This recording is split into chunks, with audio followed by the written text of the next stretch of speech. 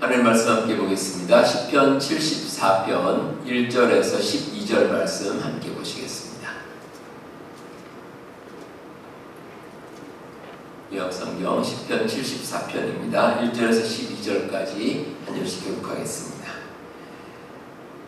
하나님이여, 주께서 어찌하여 우리를 영원히 버리시나이까? 어찌하여 주께서 기르시는 양을 향하여 진노의 연기를 뿜으시나이까?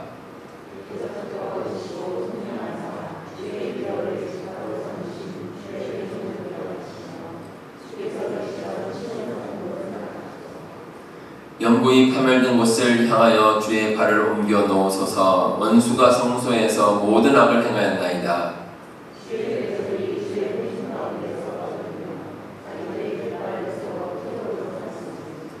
그들은 마치 도끼를 들어 샘님을 베는 사람 같으니이다.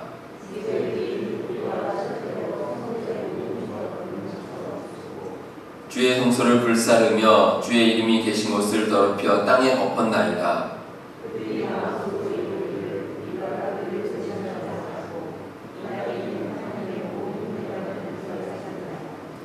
우리의 표적은 보이지 아니하며 선지자도 더 이상 없으며 이런 일이 얼마나 오래는지 우리 중에 아는 자도 없나이다.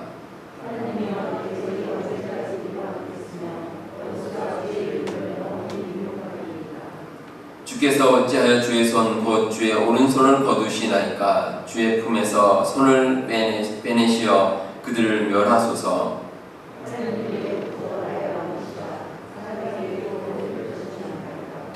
아멘.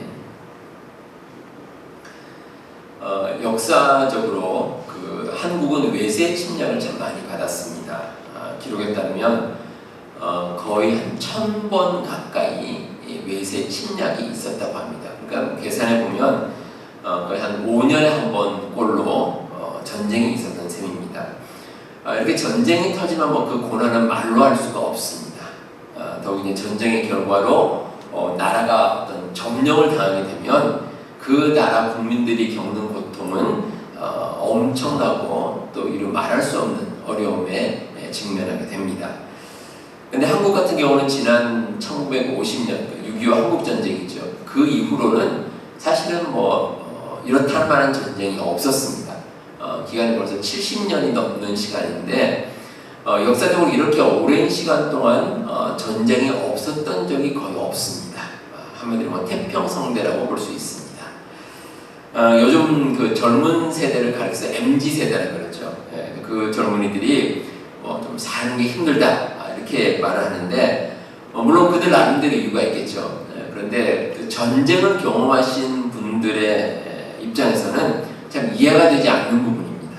왜냐하면 전쟁만큼 참혹한 것이 없기 때문입니다. 그런데 요즘 세대들은 전쟁도 없고 또 먹고 살기도 힘들지 않은 편인데 왜 그렇게 사는 게 힘들다고 불평불만이 많은가라고 이제 기성세대들은 많이 생각들을 합니다.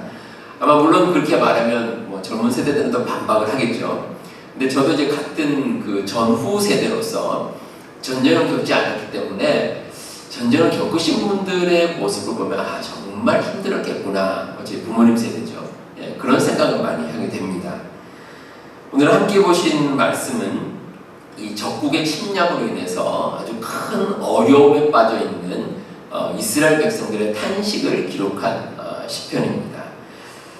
전쟁의 고통은 예나 지금이나 크게 다르지 않습니다. 이스라엘의 적국의 침략으로 온 나라가 파괴되어서 힘든 상황입니다. 특별히 오늘 말씀에서 시편 저자는 하나님의 성전이 파괴된 것에 대해서 아주 크게 낙심하고 있습니다. 이스라엘 백성들이 하나님 믿고 또 성전에서 예배를 드렸는데 근데 성전까지 파괴되는 모습에 할 말을 잃었습니다. 어떻게 하나님께서 이 지경까지 놔두셨냐는 겁니다. 그 내용이 1절부터 11절까지 기록이 되어 있습니다. 11절에 걸쳐서 정말 구구절절 답답한 마음을 하나님께 고백하고 있습니다. 자, 이렇게 저자가 11절까지 자기 마음에 이제 전쟁으로 인한 답답함과 고통과 어려움을 하나님께 고백하다가 12절에 뜻밖의 말을 합니다. 하나님은 예로부터 나의 왕이시라. 사람에게 구원을 베푸셨나이다. 이렇게 고백을 하고 있습니다.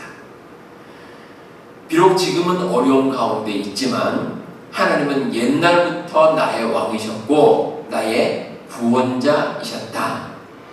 이렇게 이제 고백을 하고 있습니다. 자, 여러분들 저를 한번 따라서 하시겠습니다.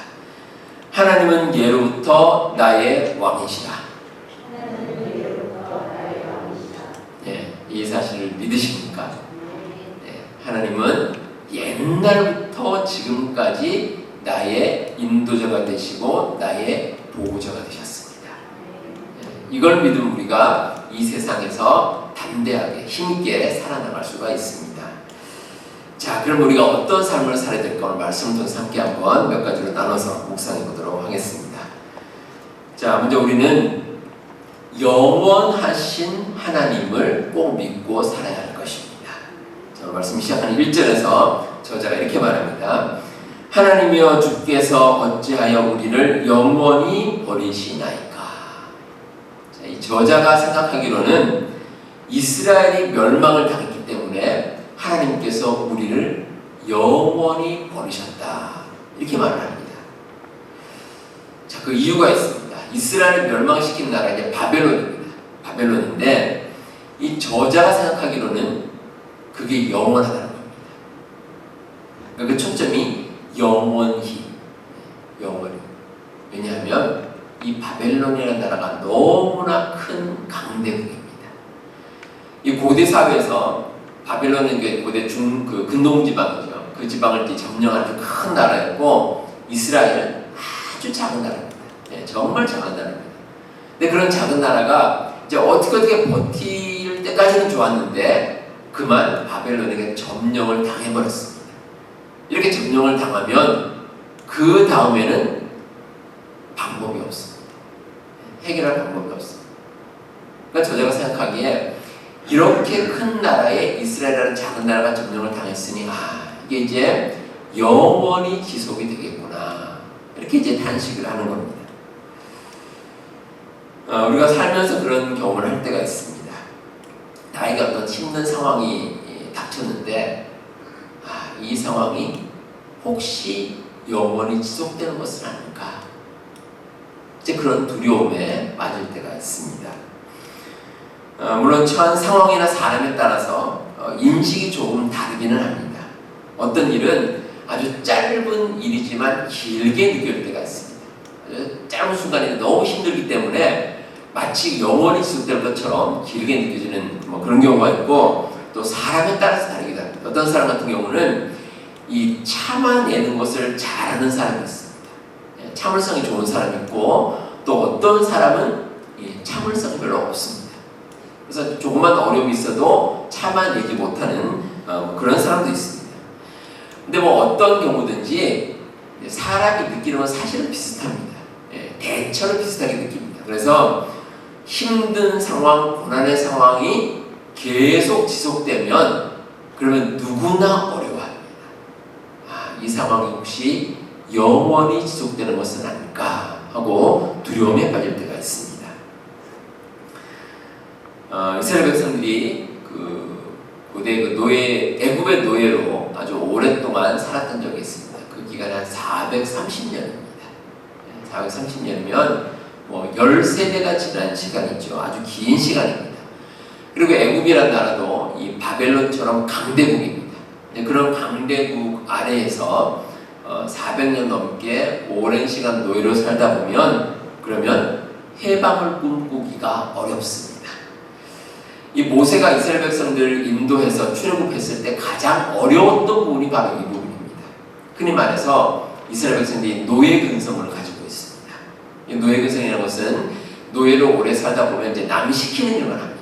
시키는 일만 하고 또 주체성 없이 이제 굽힌거리는 그런 모습을 합니다. 그런 사람 같은 경우에는 이 해방될 수 있는 가능성이 있거나 또 실제로 해방이 되었더라도 자유롭게 살아가지 못합니다. 마치 노예처럼 그냥 끌려다니는 그런 모습으로 살게 됩니다. 이 광야를 지나는 동안에 이스라엘 백성들이 모세에게 참 원망과 불평을 많이 했습니다. 심지어는 애굽에서 노예로 살았던 시절이 좋았다고 말합니다. 이 뭐라고 말하냐면 우리가 애굽 땅에서는 고기 가마 곁에 앉아서 떡을 배불리 먹었다 이렇게 말합니다. 근데 사실 그런 말이 가당치가 않습니다. 어떤 나라가 노예한테 고기를 배불리 먹여주고 떡을 배불리 먹여주겠습니까? 그런 나라가 없습니다. 그런데 이스라엘 같은 계속 투덜거리는 원망과 불평을 하는 겁니다. 우리가 어려운 가운데 꼭 기억해야 될 것이 이 세상에는 영원한 것은 없다는 겁니다. 세상에 그런 것은 없습니다. 아무리 세상에 강하고 두려운 것도 한계가 있습니다. 따라서 우리가 지금 당하는 혹시 고난이 있다면 그 고난도 반드시 끝이 있습니다. 반드시 끝이 있습니다. 결코 영원히 실되지 않습니다. 세상의 어려움은 한계를 가지지만 반대로 하나님은 영원하십니다. 우리를 지켜주시고 우리를 품어주시는 하나님의 사랑은 끝이 없습니다. 하나님의 사랑은 세상 조건에 영향을 받지 않습니다. 히브리서 11장 1절에 이런 말씀이 있습니다. 믿음은 바라는 것들의 실상이요 보이지 않는 것들의 증거니 라는 말씀입니다. 지금 우리가 간절히 바라지만 우리 눈에 보이지 않는 것들이 있습니다. 하지만 믿음을 가진 사람은 그것이 보입니다. 하나님께서 우리를 사랑하시고 우리를 영원히 지켜주시기 때문에 우리는 하나님과 동행하면 이 세상을 승리하며 살아갈 수 있다는 그 믿음 가운데 우리는 이 세상을 승리하며 살아갈 수 있습니다. 우리 여러분들 이 북극이나 남극에 보면 이게 빙산이라는 것이 있죠. 빙산이 있는데 그 빙산 가운데 물 위에 떠 있는 부분은 10%도 안 됩니다. 나머지는 물 아래 가라앉아 있습니다. 그래서 뭐 하는 말이 빙산의 일각이다 이런 말도 하는데 우리의 눈으로 보는 것은 사실 얼마 되지 않은 경우가 많습니다. 실제로 하나님께서 뜻하신 바는 우리의 상상을 초월하는 큰 영원한 것이 될 때가 더 많습니다. 우리 여러분들 우리가 영원하신 하나님을 믿으면 보이지 않던 모든 것들이 우리에게 증거가 되어서 나타납니다. 그러면 우리는 그 믿음으로 반드시 승리할 수 있습니다. 이 유한한 세상에서 영원하신 하나님을 바라고 하나님을 믿고 살아가시는 우리 성도님들 다 되시기를 바랍니다. 다음으로 하나님의 모든 섭리에는 반드시 이유가 있다는 것을 여러분들 꼭 믿고 살아가시기 바랍니다. 자, 바벨론의 침략으로 이스라엘의 성소가 이제 파괴가 됐습니다. 하나님의 성전이 파괴가 됐습니다. 자, 어떻게 보면 어처구니없는 일이죠. 하나님 믿는 이 이스라엘 백성으로서는 상상도 할 수 없는 일이 벌어졌습니다. 하지만 이렇게 된 일에는 반드시 이유가 있습니다. 그 이유를 잘 찾아봐야 됩니다. 왜 하나님의 성전이 파괴가 되었을까? 우리 여러분도 한번 생각해 보시기 바랍니다. 하나님의 성전이 파괴가 됐습니다. 그러면 누가 가장 마음이 아프겠습니까? 그 성전의 주인이 되시는 하나님이십니다. 하나님이 가장 마음이 아픕니다. 근데 하나님께서는 그런 아픔을 감수하면서까지 성전이 파괴되는 것을 그냥 두고 보셨습니다. 그렇다면 거기에는 반드시 이유가 있다는 겁니다. 그 이유는 이스라엘 백성들을 바른 길로 인도하시기 위함입니다. 이스라엘 백성들이 죄악 가운데 타락했습니다. 그래서 그 이스라엘 백성들을 다시 한번 회개하고 또 바른 길로 인도하시기 위해서 하나님께서는 어떻게 보면 충격요법을 쓰신 겁니다. 그들로 하여금 하나님의 성전이 무너지는 아주 엄청난 경험을 하게 함으로써 비록 그 자체는 힘든 일이고 어려운 일이지만 그 경험을 통해서 그들이 이제 우리가 잘못했구나 이렇게 회개하고 다시 한번 하나님께 용서를 구하고 바른 길로 가게 만들기 위해서 하나님께서는 그런 어려움을 친히 감수하신 겁니다. 하나님의 섭리가 반드시 그 가운데 있다는 것입니다. 경제학에 나오는 용어 가운데 아주 중요한 두 가지 용어가 있습니다. 그 기회비용이라는 말과 매몰비용이라는 말입니다. 이 두 가지가 비슷하지만 조금 다릅니다. 이 기회비용이라는 것은 우리가 어떤 그 큰 유익을 얻기 위해서 그 그러니까 포기하는 비용, 그건 이제 기회비용이라고 얘기를 하고, 매몰비용은 뭐 글자가 이제 매몰되는 겁니다. 이제 뭐 쓸모없이 버려지는 그런 경우 같은 이래서 이제 매몰비용이다라고 이야기를 합니다. 오늘 말씀 가운데서 바벨론에 의해서 하나님의 성소가 파괴되는 것은 의미가 없는 사라지는 매몰비용이 아니라 기회비용입니다. 하나님께서는 이것을 발판으로 삼아서 더 큰 유익을 이스라엘 백성들이 얻게끔 하십니다. 하나님께서는 우리를 위해서 어려움 가운데서 여러 가지 힘든 일들을 행하십니다. 그 대표적인 것이 예수님께서 우리를 위해 십자가 달려 돌아가신 겁니다. 예수님께서 정말 엄청난 고난을 당하셨습니다. 그 고난 자체만 보면 얼마나 힘든지 예수님께서 내 아버지여 만일 할만하시거든 이 잔을 내게서 지나가게 하옵소서, 이렇게 이제 기도를 하셨습니다. 그리고 십자가 위에서도 엘리 엘리 라마 사박다니 나의 하나님 나의 하나님 어찌하여 나를 버리셨나이까, 이렇게 하나님께 간구를 합니다. 그 정도로 힘든 고난입니다. 하지만 그 고난 자체는 너무 힘들지만 그러나 하나님께서는 그 고난을 통해서 엄청난 일을 우리에게 베푸셨습니다. 영원한 생명을 우리에게 허락하신 겁니다. 그러니까 하나님께서 하신 모든 일에는 다 의미가 있습니다. 버려지는 것은 없습니다. 다 우리를 위해서 하나님께서 큰 그림을 그려주시는 겁니다. 얼마나 놀라운 하나님의 섭리인지 모릅니다. 우리 하나님의 계획과 섭리는 인간이 가진 생각을 초월합니다. 그래서 하나님께서 행하시는 일들은 그 어느 것 하나 버릴 것이 없습니다. 여러분들 이 사실을 꼭 기억하시고 하나님의 크신 섭리에 여러분들의 삶을 맡기고 살아가시는 우리 성도님들 다 되시길 바랍니다. 자, 세 번째로 참된 소망은 소망이 없어 보이는 자리에서 발견할 수 있습니다. 제가 앞서 말씀드렸지만 이 바벨론이라는 나라는 고대 근동지방에서 엄청난 제국이었습니다. 그 제국의 지배를 받는다라고 생각하면 이제는 해방될 소망은 없겠구나 라고 누구나 생각할 수 있습니다. 이런 비참한 현실에 처하게 되면 누구나 절망적인 마음을 가지게 됩니다. 이 절망의 반대말이 소망이죠. 그러니까 절망이 커지면 커질수록 소망은 점점 작아지게 됩니다. 근데 여러분, 사실은 바로 이 시점이 아주 중요합니다. 참된 소망은 소망이 없어 보이는 자리에서 출발합니다.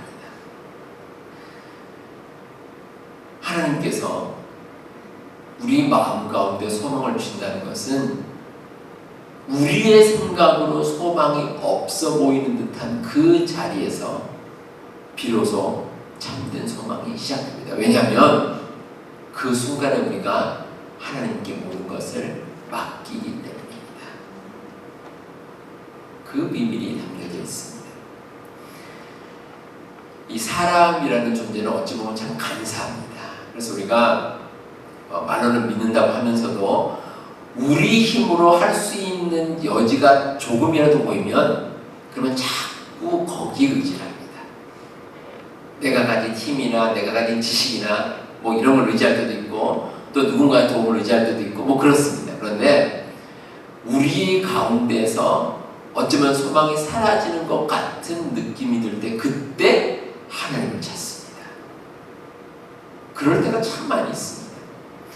뭐 성경 말씀 가운데 나오죠. 누가복음 15장에 보시면 탕자 비유가 나옵니다. 이 탕자가 이제 아버지에게 이제 자기 몫의 재산을 달라 해서 이제 먼 나라로 그 재산을 가지고 떠나버립니다.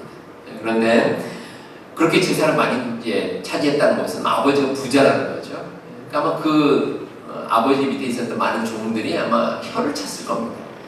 아니 탕자가 참 복에 겨워서 저런 행동을 하는구나 뭐 이렇게 이제 생각했을 텐데, 근데 이 탕자가 아주 뭐 자신만만하게 그 돈을 가지고 먼 길을 떠났는데 결국 그 먼 나라에서 거지꼴이 됐습니다. 가진 돈을 다 잃어버렸습니다. 그런데 그 순간도 탕자는 집으로 돌아올 생각을 하지 않습니다. 자기 힘으로 뭔가 한번 해보려고 합니다. 그러다가 도저히 방법이 없으니 그때 비로소 아버지 집을 생각을 하는 겁니다. 내가 과거에 살았던 아버지 집으로 돌아가야겠구나. 하나님께서는 때로 우리가 참 앞이 보이지 않는 것 같은 그런 순간을 만나게 하실 때가 있습니다. 그런데 어쩌면 그 순간은 지금까지 우리가 나에게 의지했던 모든 것들을 그 방향을 하나님께로 바꾸는 시간입니다. 하나님께 맡기고 하나님께서 나에게 가진 그 문제를 해결해 주신다. 그 믿음 가지고 하나님께 엎드리는 바로 그 시간입니다. 우리 여러분들 혹시 그런 순간을 맞이한다면 하나님께서 주시는 소망을 생각하시기 바랍니다. 참된 소망은 하나님께 있음을 믿고 하나님 의지하고 살아가시는 우리 성도님들 되시기를 바랍니다. 자, 우리가 하나님께 참된 소망을 찾는다면 마지막으로 우리가 해야 될 게 있습니다. 하나님의 도우심을 끝까지 간구하는 것입니다. 하나님께 기도하는 겁니다. 우리 그리스도인들도 세상 사람들과 같이 어려움 당하는 건 똑같습니다. 이 세상 살아가면서 누구나 힘든 일들을 당합니다. 하지만 우리가 다른 것이 있습니다. 우리는 하나님의 도우심을 바라고 하나님께 끝까지 간구합니다. 하나님의 도우심을 요청하는 통로가 바로 기도입니다. 기도를 통해 우리는 힘을 얻습니다. 영적으로 우리를 넘어뜨리는 사탄의 공격을 우리 자신의 힘으로는 막아내기 어렵습니다. 하나님께 맡겨야죠. 하나님께 맡기고 하나님께서 우리를 도와주심을 믿고 하나님께 모든 걸 맡기는 가운데 기도합니다. 그러면 하나님께서 우리의 기도를 들으시고 모든 것을 바른 길로 인도하여 주십니다.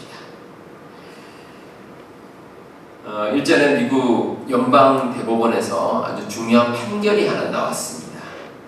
그 우체국에 근무하는 제럴드 그로프라는 분인데 이분이 이제 주일 근무를 이제 거부를 했다가 지난 2019년에 우체국에서 해고를 당했습니다. 그래서 이에 대해서 주일을 지킬 수 있게 해달라라고 미국 연방무정 USPS죠. 여기다가 이제 상대로 소송을 제기했습니다. 그래서 이제 오랜 시간에 소송이 지속이 됐는데 이에 대해서 연방대법원이 이 그로프라는 분의 손을 들어주었습니다. 그래서 이번 판결로 직원이 최소 15명 이상이 되는 업체에서는 직원이 주의를 지키고자 하면 반드시 받아들여야 한다라는 그런 결정이 내려졌습니다. 더욱 의미가 있는 것은 이 연방 대법관들 가운데 보수 진영에 있는 대법관도 있고 진보 진영에 있는 대법관도 있는데 모든 대법관이 만장일치로 결정을 내렸습니다. 이 미국 무정부이죠. USPS가 직원들의 다른 직원들의 사기라든지 업무 부담이 가중된다, 또 부정적인 어떤 분위기가 생긴다 해서 해고가 당연하다고 주장을 했지만 그런 연방 대법관들이 모두 하는 말이 그런 모든 것들이 종교적 권리를 침해할 수는 없다. 이렇게 판결을 분명하게 내렸습니다. 미국에서 오래전부터 사신 분들의 말씀을 들으면 이 미국 사회가 반기독교적으로 많이 변해가고 있다. 이런 말씀들을 하십니다. 저도 상당히 공감하는 바입니다. 다시 말해서 오늘날이 참 우리가 신앙을 지키고 살아가기가 힘든 시절이 되었습니다. 사회도 그렇고 개인도 그렇습니다. 하나님의 도우심이 없으면 온전한 신앙을 지키고 살기가 참 어렵습니다.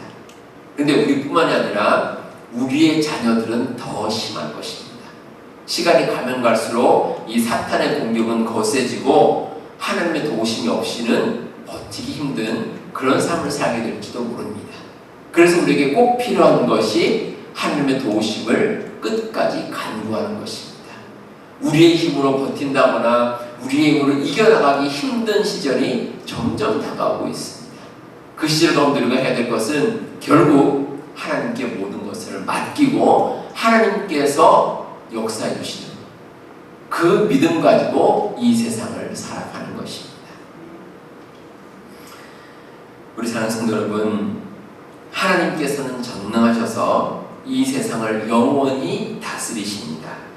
그래서 우리의 삶에 어려움이 있을 때 먼저 하나님께 엎드리고 하나님께 간구해야 할 것입니다.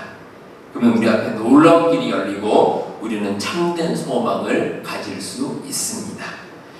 예로부터 우리의 왕이 되셔서 우리를 지키시고 우리를 인도하시는 그 하나님께 모든 것 맡기고 이 세상 가운데 좀 하나님의 뜻을 온전히 펼치며 살아가시는 우리 성도님들 다 되시길 바랍니다.